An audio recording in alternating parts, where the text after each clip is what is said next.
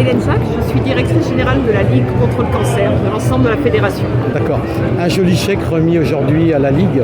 Une magnifique collecte avec plus de 1,8 million, ce qui est vraiment une opération remarquable. Alors à quoi ça va servir tout ça?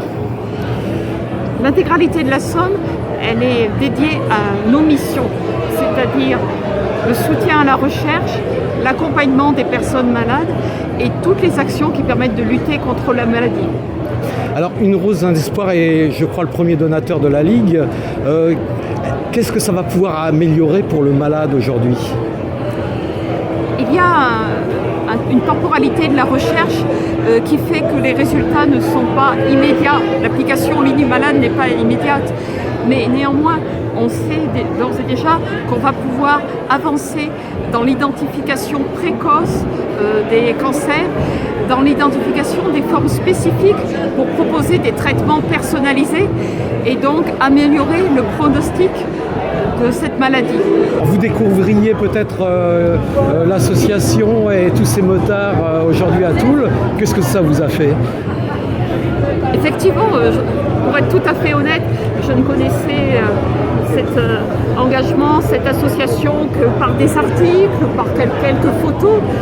Et c'est vraiment impressionnant de voir cette chaîne humaine, ces personnes qui s'engagent et qui se rassemblent, ce sentiment de fraternité, de solidarité et cet engagement auprès de notre association.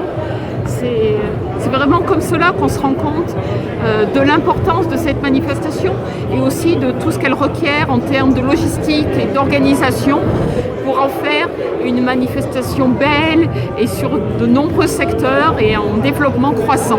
Alors ce fichu cancer, est-ce qu'on va en venir à bout un jour? Probablement, on sait déjà qu'il y a 40% des cancers qui sont évitables. Donc on a aussi un champ immense en matière de prévention des risques de cancer. On fait des progrès dans la personnalisation des traitements, dans l'identification précoce. Dire qu'il y aura 0 cancer un jour, ça serait présomptueux. Mais il y a de réelles avancées possibles dans l'identification, dans les traitements, dans le taux de guérison. Alors c'est encore des besoins d'argent, il faut toujours et encore de l'argent? C'est vrai que toutes ces actions requièrent de l'argent.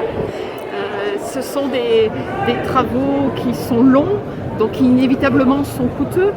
Et par ailleurs, les prises en charge elles-mêmes sont coûteuses. Donc lutter contre cette maladie requiert une mobilisation et la recherche de collecte, de dons.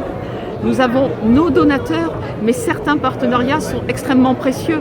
Et celui avec Une Rose, un espoir depuis près de 22 ans est particulièrement remarquable à cet effet.